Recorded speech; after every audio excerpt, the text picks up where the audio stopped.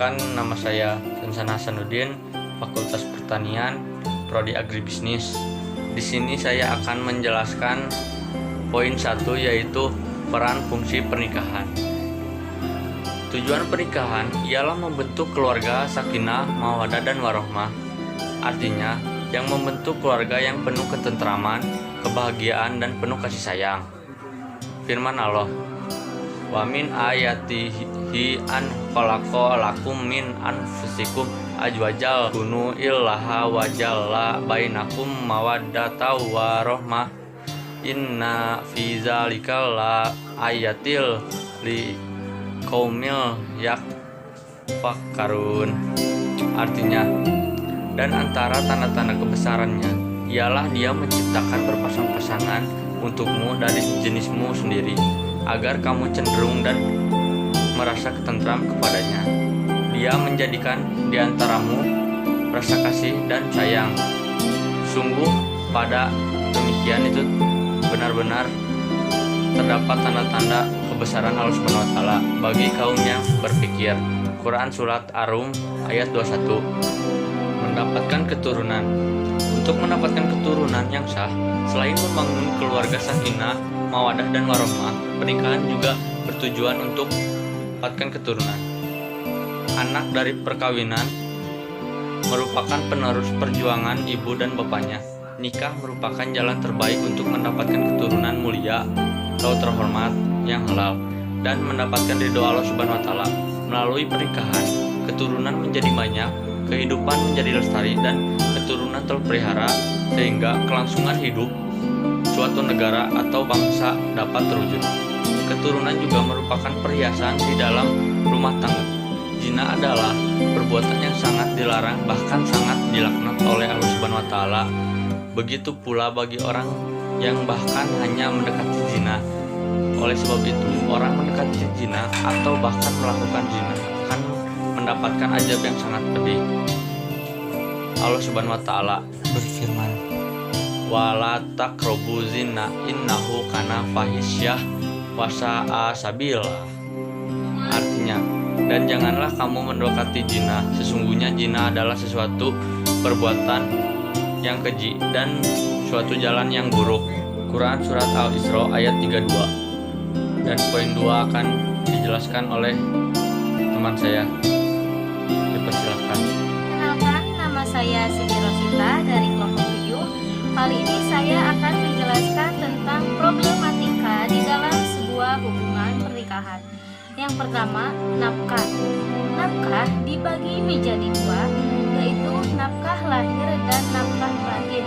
Nah, apa sih perbedaan antara nafkah lahir dan nafkah batin?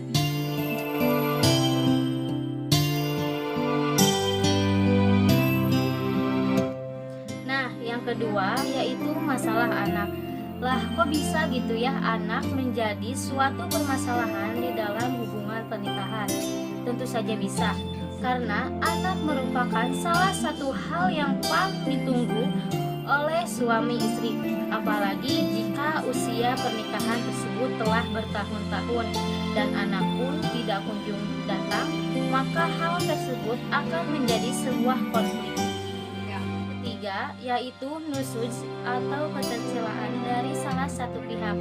Apabila salah satu ketercelaan tersebut terjadi di pihak istri, maka suami wajib menasehatinya.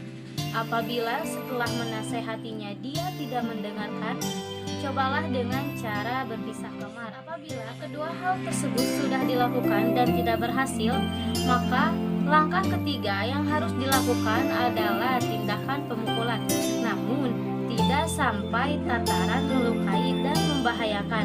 Ketiga hal tersebut sudah dijelaskan dalam firman Allah Subhanahu wa taala di dalam Quran Surat An-Nisa ayat 34. Apabila dari pihak suami yang melakukan ketercelaan tersebut, maka istri harus melakukan pendekatan secara perdamaian. Di dalam Quran juga sudah dijelaskan, yaitu Surat An-Nisa ayat 128.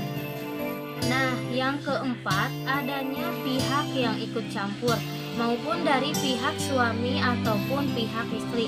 Apabila seorang anak telah berumah tangga, maka mertuanya tidak berhak untuk ikut campur di dalam masalah rumah tangga anaknya. Assalamualaikum warahmatullahi wabarakatuh. Nama saya Ajri Maulana Muhammad dari kelompok 7 Pendidikan Agama Islam. Saya akan menjelaskan tentang pernikahan beda agama. Dalam kehidupan sehari-hari terjadi beberapa kasus nikah agama, yakni antara perempuan muslim dengan laki-laki non-muslim ataupun sebaliknya. Nah, bagaimana hukumnya dalam Islam? Wakil Ketua Majelis Dakwah dan Pendidikan Agama Islam Ustadz Ainul Yakin mengatakan, hukum nikah beda agama adalah haram. Hukum menikah dengan agama lain menurut MUI sesuai fatwanya adalah haram dan akad nikahnya otomatis tidak sah. Adapun dalil Al-Quran yang menjelaskan tentang hal tersebut di Quran Surat Al-Baqarah ayat 221 yang artinya, dan janganlah kamu menikahi orang-orang musyrik dengan wanita-wanita mukmin sebelum mereka beriman.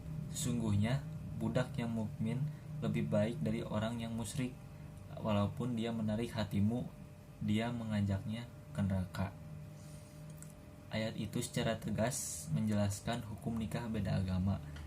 Ainul Yakin mengatakan bahwa wanita muslimah hukumnya haram dinikahkan dengan orang yang bukan dari agama Islam. Ini karena sesungguhnya Allah meletakkan aturan dalam pernikahan adalah dalam rangka menjauhkan kerusakan dan kebuntutan dalam rumah tangga. Sekian dari saya, semoga yang bisa baikkan.